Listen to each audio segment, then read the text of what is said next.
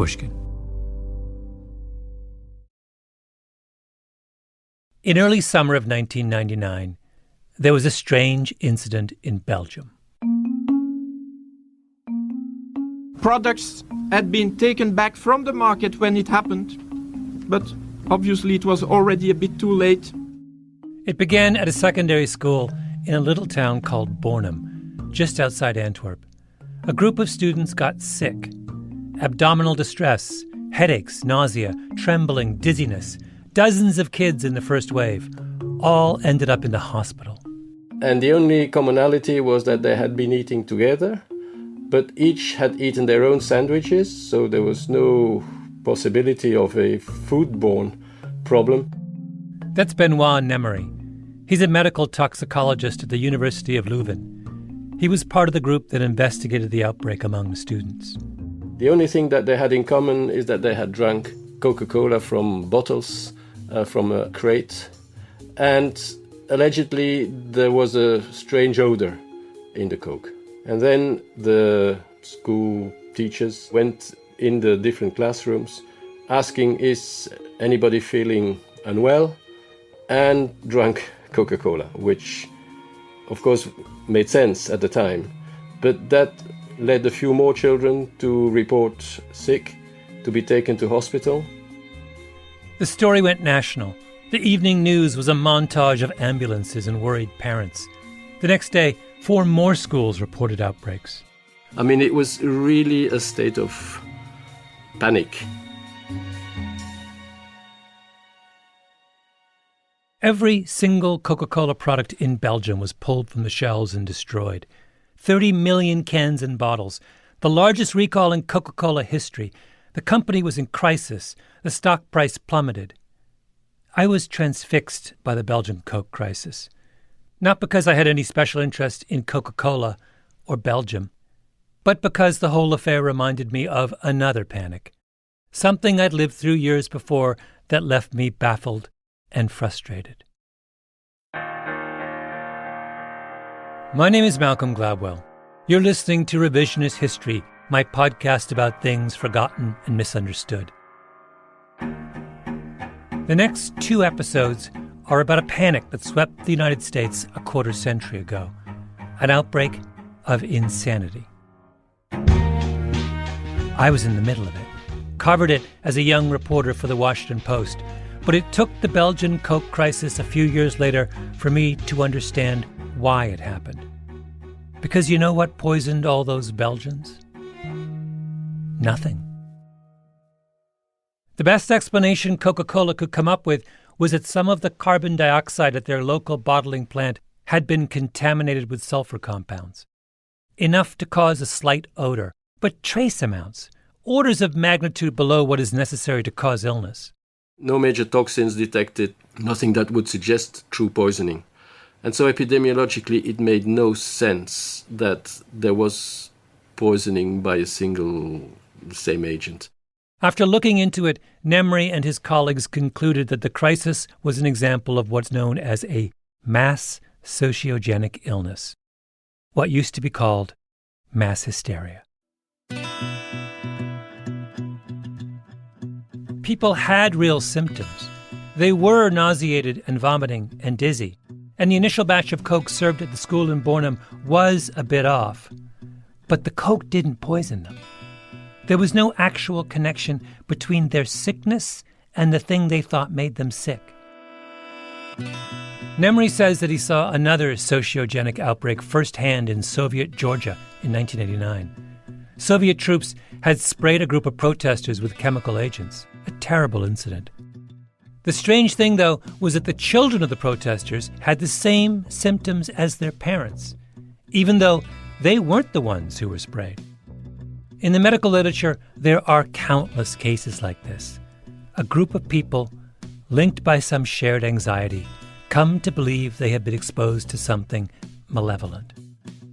And the scary thing is that when you're in the middle of a sociogenic outbreak, when you're vomiting and running a fever after drinking your can of Coke, you have no idea, none, that the cause of your illness is all in your imagination.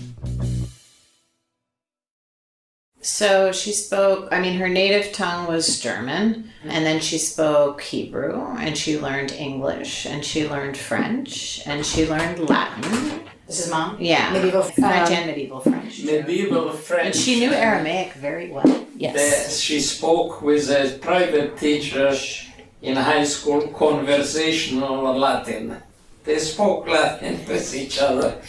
I'm at the house of Ada Hamosh, just outside of Baltimore, on her porch. She's a professor of medicine at Johns Hopkins. Next to her is her sister, Tamar, professor of medicine at Yale University. And next to Tamar, their father, Paul, retired professor of medicine at Georgetown University. Ada and Tamar are talking about their mother, Margit, also a professor of medicine at Georgetown University, until she died of cancer in 2011. And then when she got cancer, she's like, it's a little inconvenient, but it's going to be fine. It's just the way she did her whole life. And she was very, very positive. She had this amazing ability to make whoever she was talking to think that they were the single most important person in the room with the most interesting story. Margit Hamosh was born in Germany, then raised in Bucharest after her family fled the Nazis in 1936. She met her husband Paul in Israel after the war. She was the star, he was the protector. He was the cook. He was the come out of school and make sure you don't have meningitis when you can't move your neck. He came to the plays, he came to the games, he cheered us on. He took a backseat to her. He always did. For 60 years, they were a team. They would have breakfast in bed together. They would drive to work together. They would work in the same office. They would drive home together. They would make dinner together. They would go and do whatever they were doing for the evening together, and they would go in the same bed. And my mother would say, I just don't see enough of your father. All the time. I just don't see enough of you. Yeah. Which is 24/7. Yeah.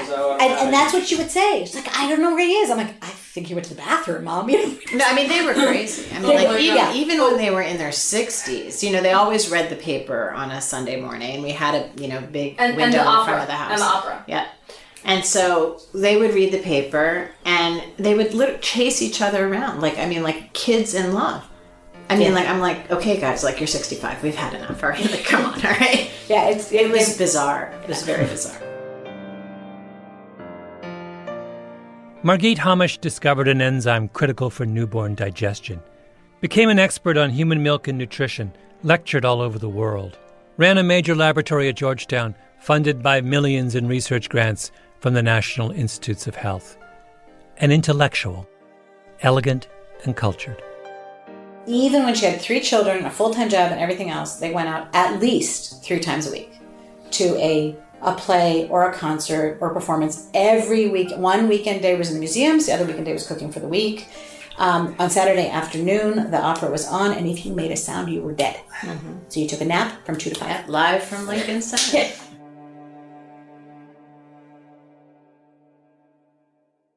In the late 1980s, Margit Hamosh had a small problem in her lab. Nothing major, a disagreement with one of her researchers. The researcher quit, then she changed her mind, wanted her job back. The Hamoshes rehired her. The second time around, the researcher grew even more disgruntled. She ended up making a series of accusations. Georgetown launched an investigation. Hamosh was cleared. But the researcher then appealed her case to the National Institutes of Health, the institution that funded Hamosh's research. Because the NIH gives out billions of dollars in research grants, they have a mechanism to ensure their money is used appropriately. In those days, it was an investigative unit called the OSI, the Office of Scientific Integrity. When universities could not resolve disputes on their own, the OSI would step in and take the case. That's what happened with Hamosh. The OSI investigated and wrote a report. Several people asked me, what is this all about? And the truth is that I really didn't know what it was all about, in the sense that, there was a lot of ranting and raving going on. Now let me ask you this. When was the last time you heard about an internal laboratory dispute between medical researchers working in some esoteric corner of human physiology? Unless you're a scientist, I'm going to guess never. People in academic laboratories work long hours in close quarters. The pay is low.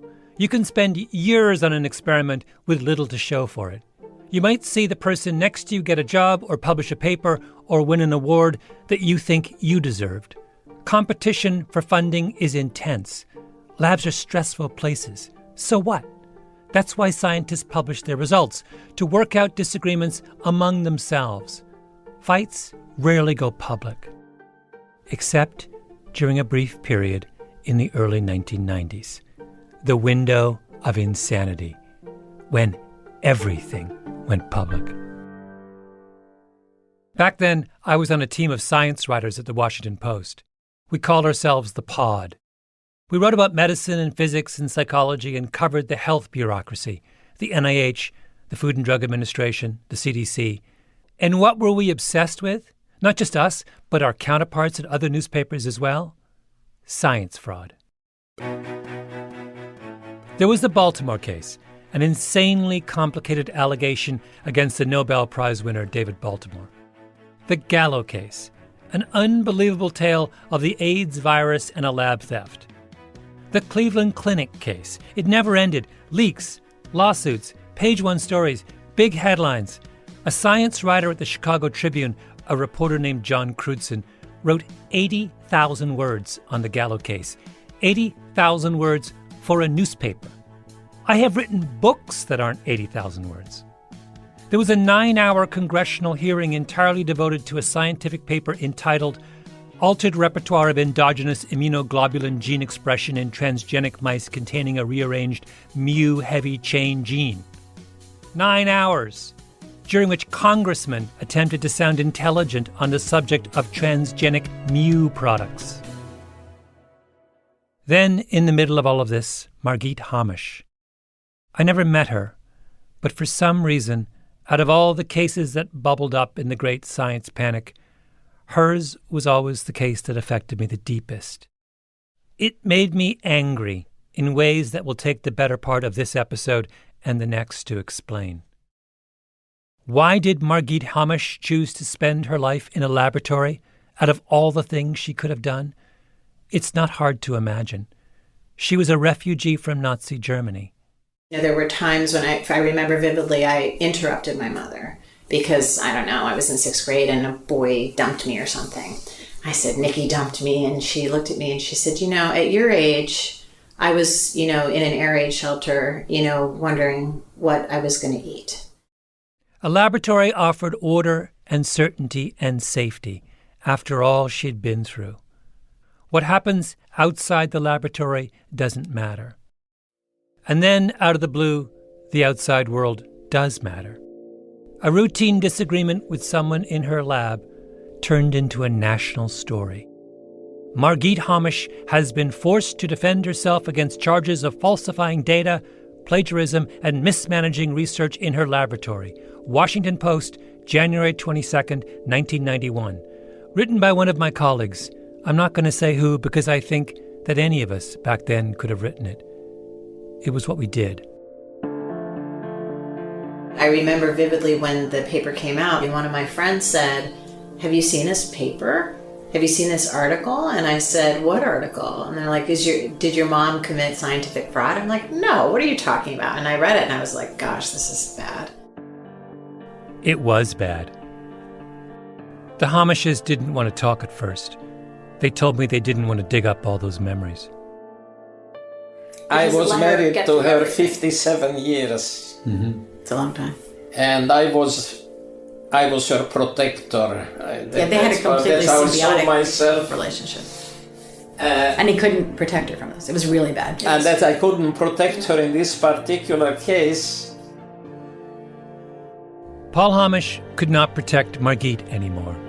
She had been swept up in a panic.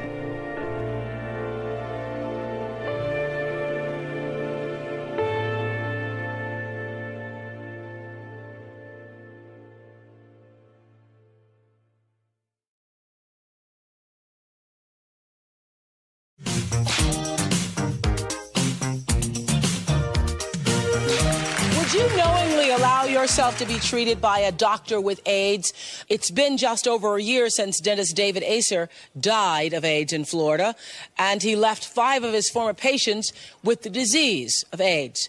The Oprah Winfrey Show, September 1991. Oprah's guest is 23-year-old Kimberly Bergalis, one of 5 patients infected by Dr. Acer. Has there been any clarification, Kimberly, on how you contracted the disease? Was there a cut, or was the doctor cut, or was it transmitted through the instrument, or what is it? Have you been clarified on that as yet? No, we haven't. You don't. And I suppose at this point it doesn't really matter that much. Doesn't matter. Mm-hmm. The AIDS epidemic was then at its height. There was no effective treatment. The epidemic had started with the gay community and IV drug users and people who had received contaminated blood transfusions. But Kimberly Bergalis wasn't gay, or a drug user, or someone who had gone through a major medical procedure. She was just a college student in Florida, a virgin from a religious family who had done nothing more than go see the dentist. If you were to chart public fear of HIV over time, that summer of 1991, during Kimberly Bergalis's slow and very public death, was the peak. Bergalis's parents took her on a train from their home in Florida to Washington, D.C. to testify before Congress. They wanted mandatory HIV testing for all healthcare providers. An army of reporters from around the country climbed on board to document her journey. I was one of them. Kimberly Bergalis's Ride of Rage, September 26, 1991. Washington Post. She was down to 70 pounds by that point. When she spoke to reporters, her father would carry her in his arms.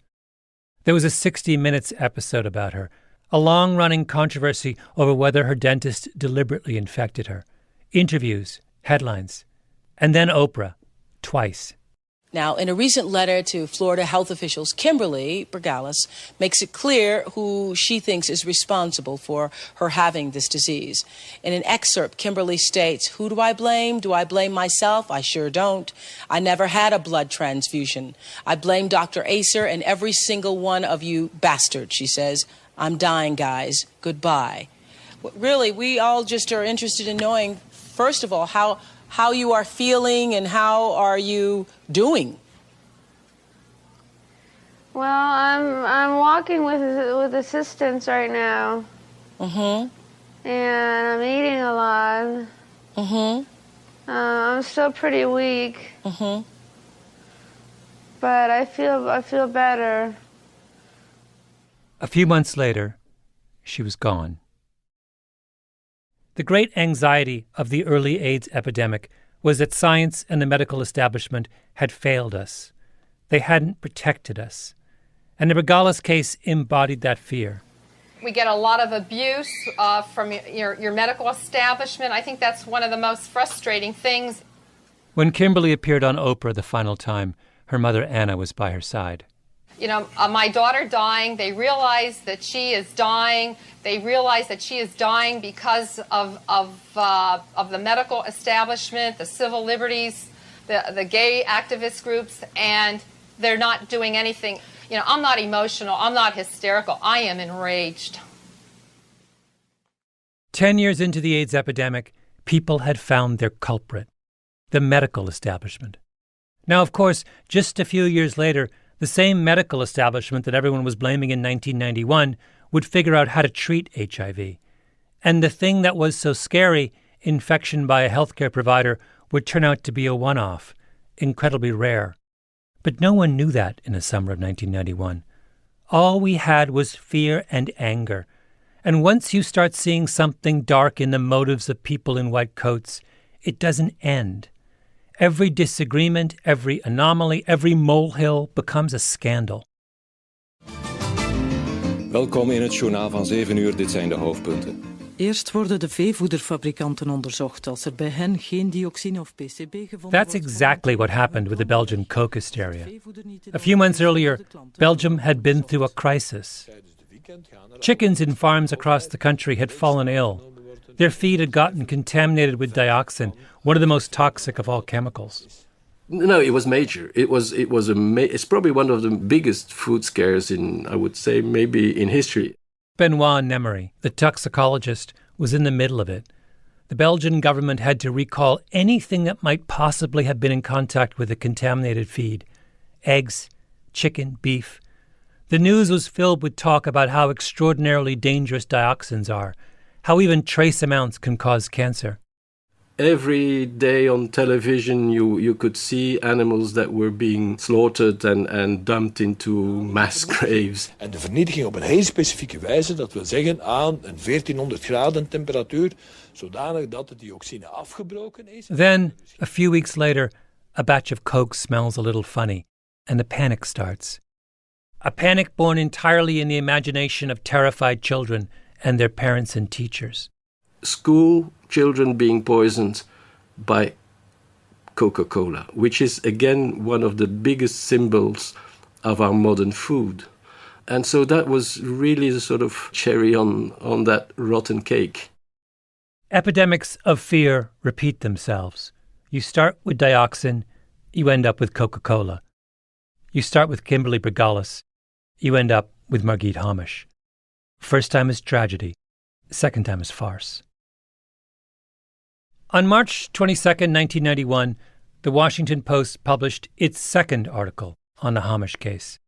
It began the way all the science fraud stories of that era began, with a call to authority.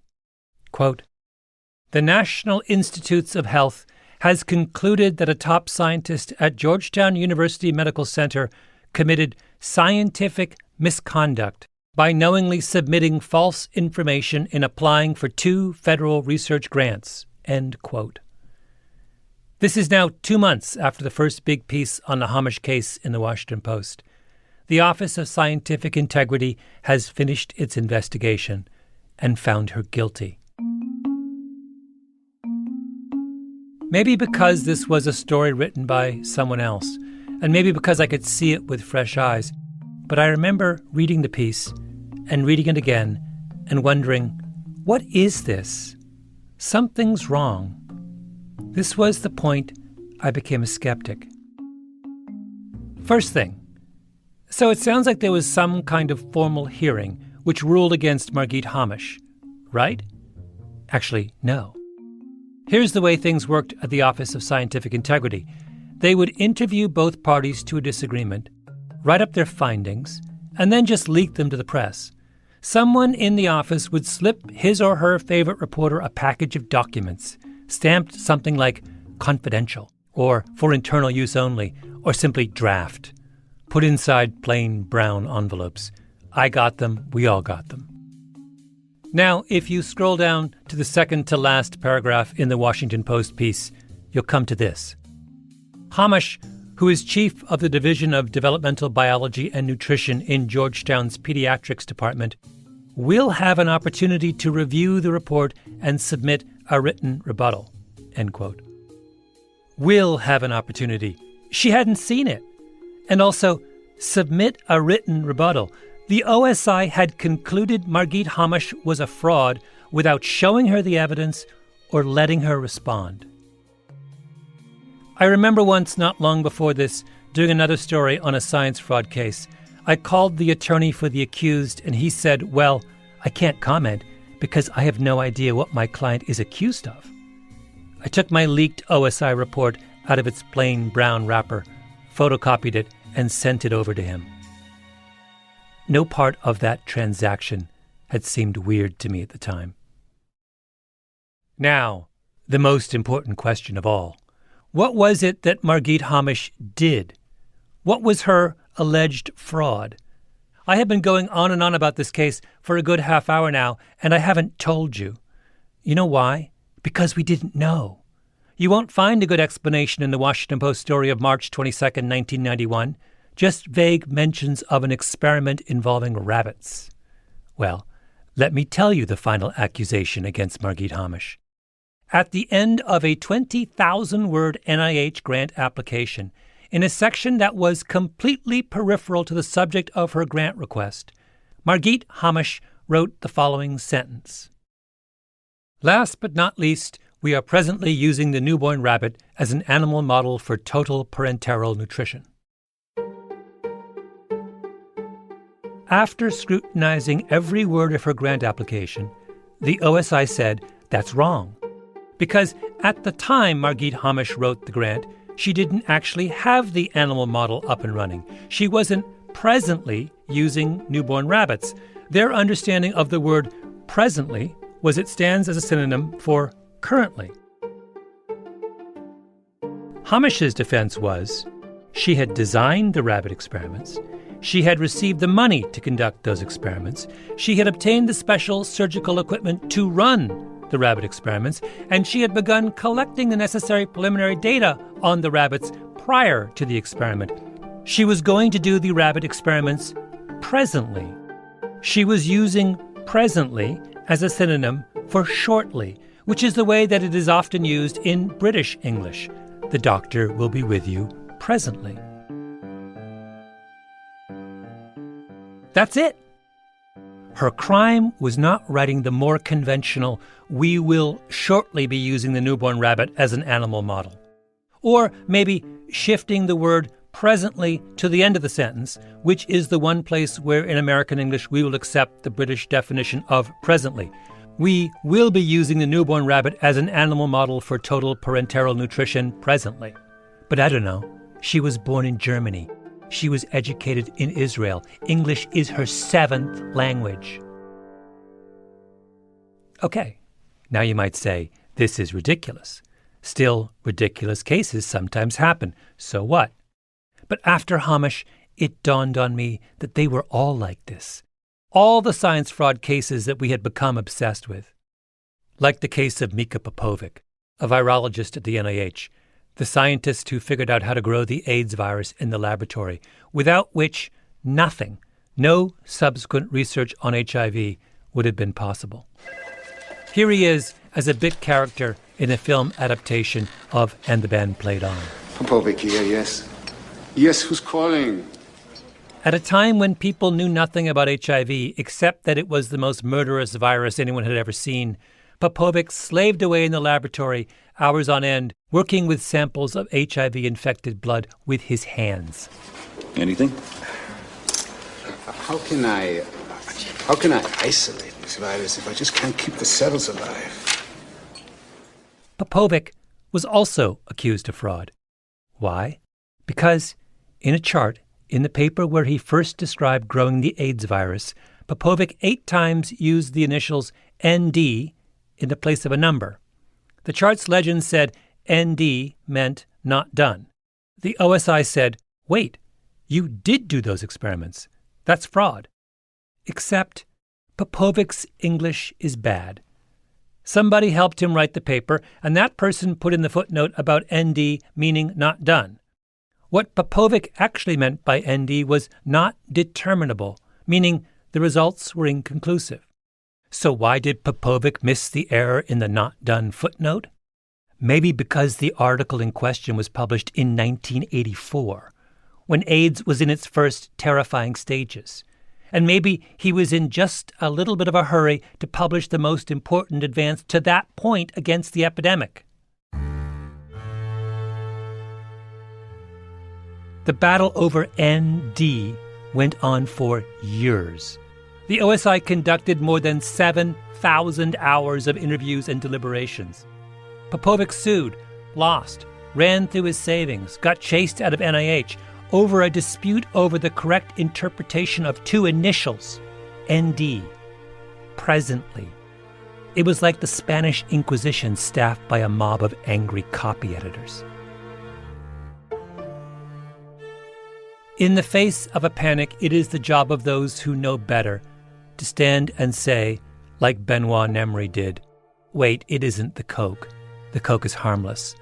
This is misplaced anxiety. It is the job of those who know better to deliver the difficult truth. But those of us who were science writers in that era didn't do that. We lapped up the leaks from the OSI. We wrote our sensational stories. And we tore apart the lives of innocent people. No one remembers Margit Hamosh today. She's a footnote. One scientist long gone, who worked away quietly in a lab on a problem that most of us have never heard of. First of all, the amount of material that this case generated was no less than 300 pounds of paper, okay? I mean, I would say in their house, right in their house. So, and you didn't see the part that was downstairs. No, that but you told me it was an entire file cabinet. Entire file cabinet, and then up in the cellar there were boxes and boxes full of binders. Margit Hamosh shouldn't be a footnote. Her case should be a warning. This is what happens when we let our fears consume us. But I opened a binder, and I mean, her annotations were. She annotated every binder had her handwriting in it. This isn't true. I didn't say that. I think this is misinterpreted. Tiny mom handwriting everywhere. Yellow pages, legal pages stuck in. I disagree with this. This isn't right. Every binder. She annotated every binder. Mom annotated every binder of everything with this case. So think about what she could have been doing with that time. Then one day, it stopped. How that happened is the subject of the next episode. How all the cases that obsessed us just went away, and the fever passed. It aged her, I think, a lot. I mean, when I think of my mother and how she aged, she was a woman who, in her late 40s, early 50s, was still very beautiful. But by the time she hit 60, she looked every bit of 60. And that decade was probably hard for her. She was always cheerful with me. And I didn't know that she's suffering. And to what extent she's suffering for this whole thing. Well, I don't think I talked to Mom a lot about it. And what she said was, I pretend it's not happening unless I have to speak with a lawyer. And then I get a migraine. And then the next day I'm fine. One last question, and because I don't want to keep you guys forever. Did anyone from NIH ever apologize? No, but who? Yeah, no, I don't think anyone ever apologized. The insanity passes. Then everyone pretends it never happened. Except for those who don't have the luxury of pretending. I was angry about it then. I'm angry about it still.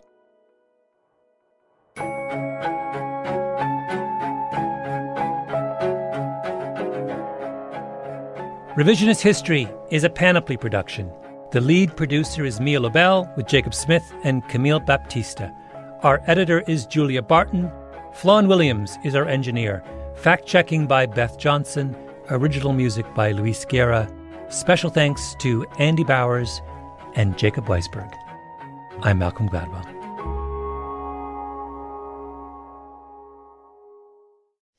Even when she was dying, I took her in a wheelchair to the Kennedy Center as much as I could. She needed to see art.